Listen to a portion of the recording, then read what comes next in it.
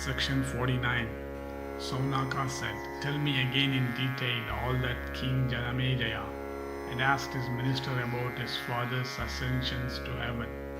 Sauti said, "O Brahmana, hear all that king asked his ministers, and all that they said about the death of Parikshit." Janamejaya asked, "Know hey all that befell my father. How did that famous king in time meet with his death? Hearing from you the incidents of my father's life in detail, I shall ordain something, if it be for the benefit of the world. Otherwise, I shall do nothing." The minister replied, "Hear, O monarch, what thou hast asked is an account of thy illustrious father's life. An account of thy illustrious father's life.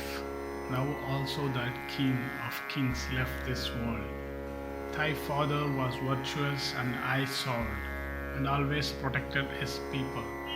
O hear how that eye-souled one conducted himself on earth, like unto an impersonation of virtue and justice. The monarch, cognizant of virtue, virtuously protected the four orders, each engaged in the discharge of their specified duties.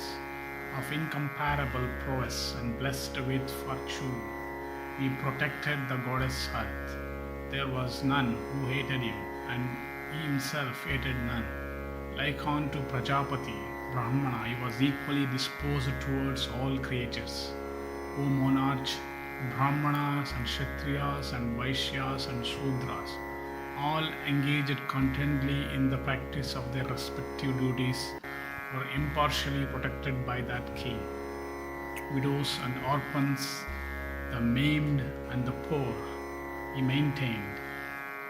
Of handsome features, he was unto all creatures like a second Shoma, cherishing his subjects and keeping them contented, blessed with good fortune, truth-telling. O immense prowess, he was the disciple of Saradvat in the science of arms. And O Janamejaya, thy father was dear unto Govinda of great fame. He was loved by all men, and he was born in the womb of Uttara, when the Kuru race was almost extinct. And therefore the mighty son of Abhimanyu came to be called Parikshit, born in extinct line. Well versed in the interpretation of treatises on the duties of kings, he was gifted with every virtue, with passions under complete control, intelligent, possessing a retentive memory, the practitioner of all virtues, the conqueror of his 6 passions of powerful mind, surpassing all, and fully acquainted with the science of morality and political converse. Thy father had ruled over these subjects for 60 years, and he then died, mourned by all his subjects. And after him, O first of men, thou hast acquired this hereditary kingdom of the Kurus. For the last 1,000 years, thou wast installed while a child, and art thus protecting every creature." Janamejaya said, "There hath not been born in our race a king who hath not sought the good of his subjects, or been loved by them. Behold, especially the conduct of my grandsires, ever engaged in great achievements. How did my father, blessed with many virtues, meet with his death? Describe everything to me as it fell out. I am desirous of hearing it from you." Sauti continued, thus directed by the monarch.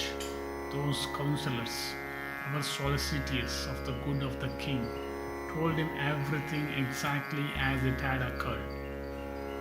And the counselors said, "O king, that father of thine, that protector of the whole earth, that foremost of all persons obedient to the scriptures, became addicted to the sports of the field, even as Pandu of mighty arms, that foremost of all bearers of the bow in the battle, He made over to us all the affairs of state from the most trivial to the most important.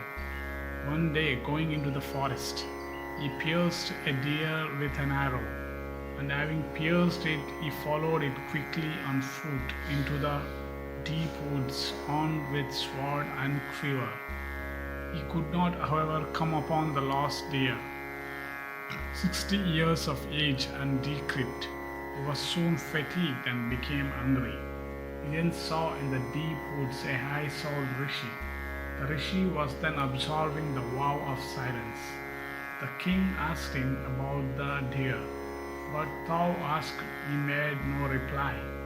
At last the king, already tired with exertion and hunger, suddenly became angry with that rishi, sitting motionless like a piece of wood in observance of his vow of silence.